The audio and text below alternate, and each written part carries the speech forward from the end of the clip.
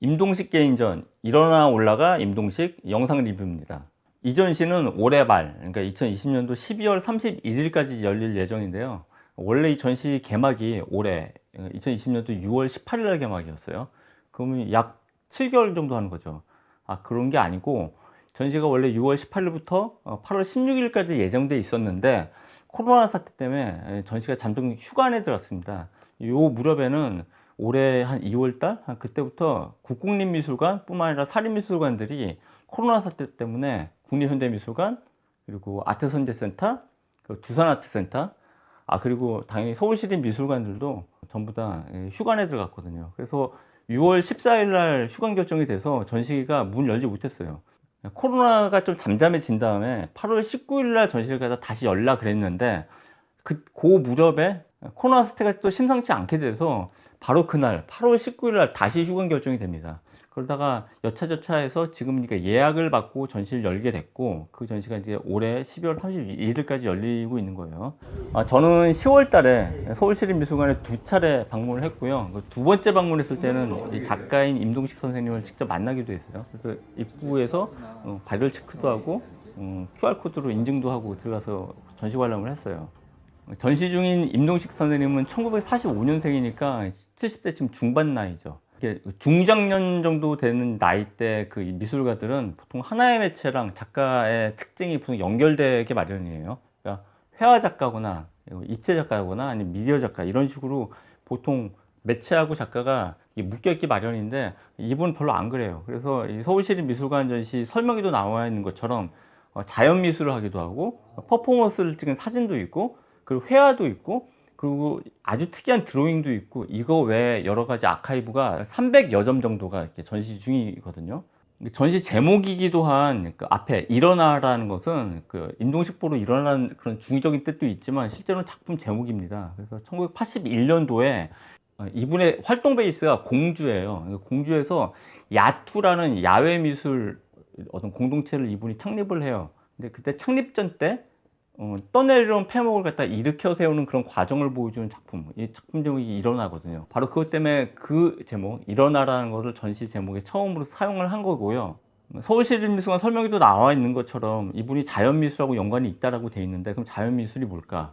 자연 현장에서 자연에 있는 도구들, 풀잎알이라든지 나무라든지 물결, 이거를 예술의 창작 도구로 사용하는 건데, 아주 엄밀히 말하면 자연미술은 제도비판 미술입니다. 보통 제도권 미술은 전시실이라는 그 육면체 공간 안에서 이루어지고 감상이 이루어지게 돼 있죠. 근데 자연미술은 이런 육면체의 전시실, 제도권 공간에서 벗어나서 창작하고 발표를 하겠다는 태도를 갖고 있고, 뒤에서 한 번 더 설명을 드리겠지만 이 자연미술을 하는 사람들의 일반적인 태도는 실제 자기의 삶, 그리고 예술 창작이 보통은 이게 분리가 돼 있지 않습니까? 근데 이게 분리돼 있지 않고 하나로 이렇게 묶여 있다라고 믿는 분들이 많이 있어요. 그래서 임동식 선생님이 독일 함부르크에서 유학을 오래 했는데 귀국한 다음에 자기 고향인 공주로 돌아와서 예술가 마을 프로젝트라고 공주 지역 주민들이랑 기획전을 엽니다.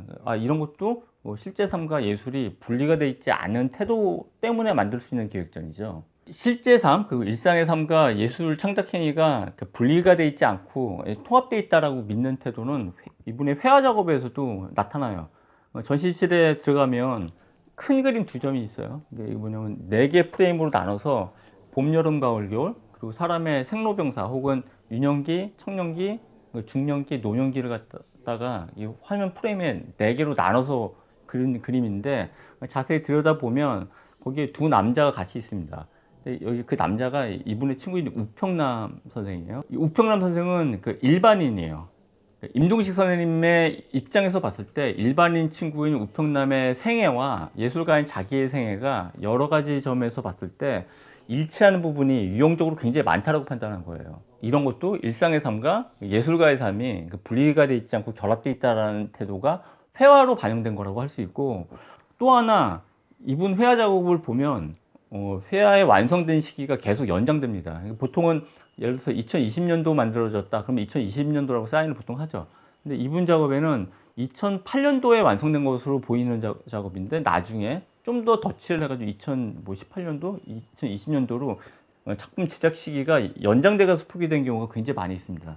이거 뭐냐면 죽은 사물의 경우는 고정된 완결된 시기가 있잖아요. 근데 유기체에는 성장하는 과정이 있기 때문에 완성된 시기를 확정하기가 되게 어렵죠. 그러니까 마음이 바뀌어서 덧칠을 하게 되면 작품의 제작 완료 시간이 별도의 통제 없이 계속 연장되는 거예요. 작가 임동식 선생님과는 제가 몇 가지 추억이 있는데요. 가장 가까이는 2년 전인 2018년도 9월 달에 이분이 대전에 있는 대전복합 터미널 안에 있는 DTC 갤러리에서 80년대 함부르크 시절 드로잉부터 2018년 오늘까지라는 제목으로 전시를 연 적이 있어요.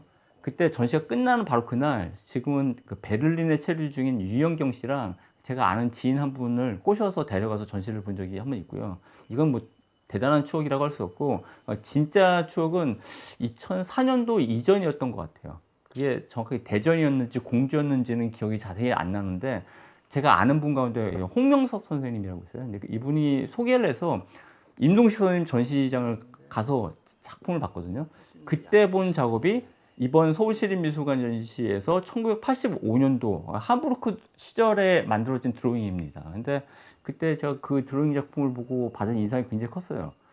그게 임동식 하게 되면 떠올리는 자연미술보다 저한테는 이 드로잉 작업이 더 인상이 더 컸어요. 그 드로잉 작업은 완성작을 만들기 위해서 흔히 하는 습작으로서의 드로잉이 아니라 자신의 미적 태도, 자신의 어떤 미관을 투영하는 도구로서 드로잉을 사용했더라고요. 드로잉의 개념이 굉장히 확장이 돼 있어요. 지금 뒤로 보이는 작업들이 있죠.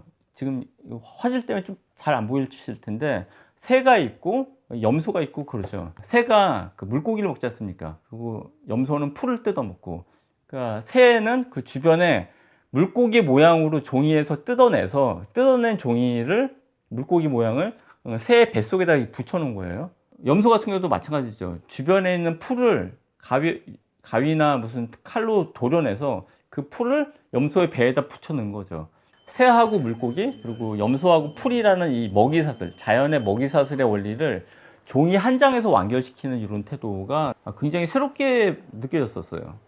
이런 그림에서도 그 예술하고 실제 삶이 분리되지 않았다라는 작가의 미적 태도가 보여지는 것 같았고요. 또 다른 인연은 이분이 2005년도에 아르코 미술관에서 기획초대전에 초대가 되거든요. 아르코 미술관의 기획초대전은 아르코 미술관이 중장년 작가들 가운데 재조명해 볼 필요가 있다고 생각되는 작가를 초대해서 열어주는 개인전이에요. 근데 바로 이 무렵에 제가 이 아르코 미술관의 기획초대전에 작가를 추천할 수 있는 그런 위치에 있었어요. 그래서 제가 그때 두 분을 추천했어요. 한 분이 홍명섭이었고 한 분이 임동식 선생님이었어요. 그래서 이분이 전시를 열게 돼서 그때 제가 좀 인연이 생겼고, 또 하나 인연을 설명을 드리면 2020년도 전시하고 있는 곳이 서울시립미술관이잖아요. 근데 서울시립미술관에 지금 현재 관장이 백지숙이거든요. 근데 2005년도 이분이 전시했던 아르코 미술관의 관장이 백지숙이었습니다. 그러니까 그 당시에 눈여겨봤기 때문에 이분이 다른 자리에 가서도 이분을 갖다 소환해 올 수 있었던 거죠. 제가 자주 하는 말이 있어요. 온라인 시대지만 아주 중요한 기회는 오프라인에서 온다. 이로써 올해 12월 31일까지 열리고 있는 임동식 개인전 영상 리뷰를 마칩니다.